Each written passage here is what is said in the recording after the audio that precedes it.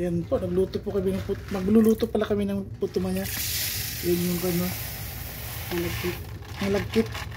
Yan. Bababad muna daw ng asawa ko yun ng kalahating oras. Tapos ito naman ang panggata. Lalagyan ng luya. Yan.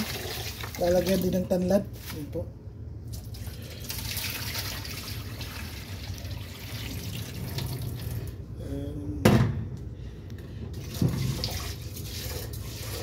Puto maya.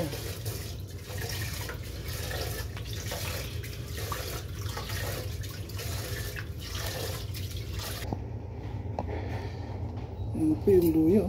Babalatan natin.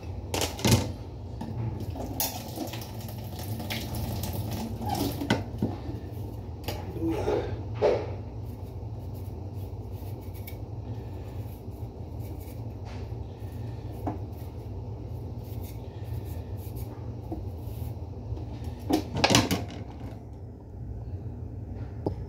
Yan, slice na natin itong luya.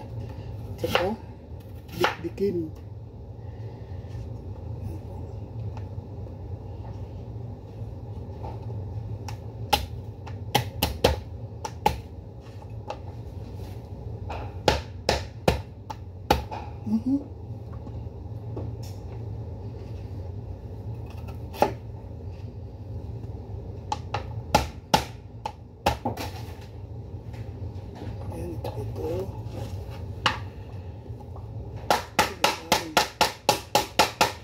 Tanlad.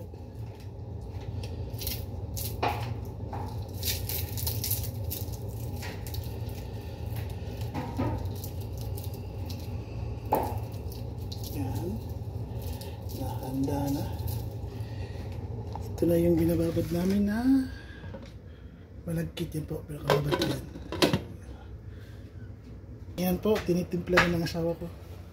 Yung gata, luya. Luya muna. Luya. Gata. May luya.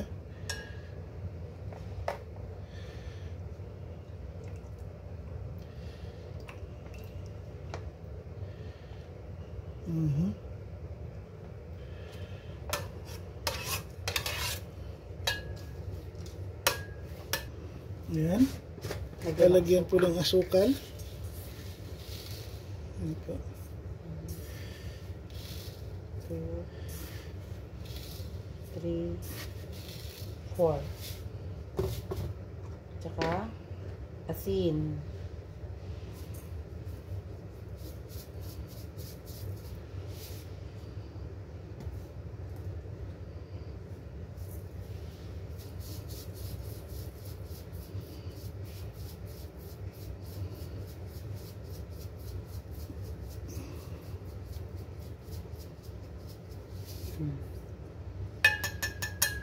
Isang kutsarang asin.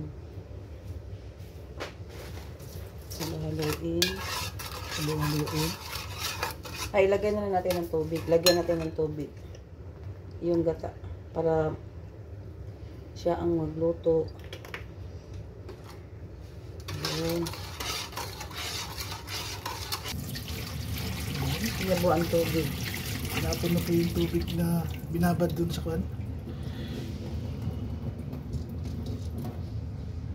Okay. Itong ginawa natin. Tikman muna natin kung masakto ba simple.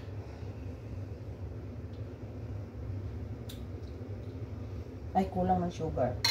We will add more sugar.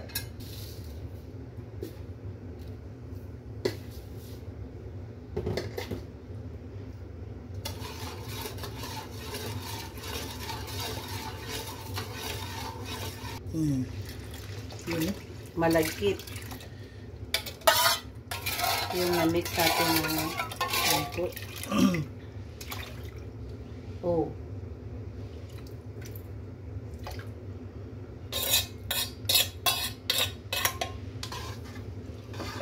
Yung mga anak lang tanggalin yung gawa ko para maluto din. Then, this is the secret. The ilalagay nito yung tanlad. Tanlad po yan. kuha ito lang. Tapos po, isa lang na.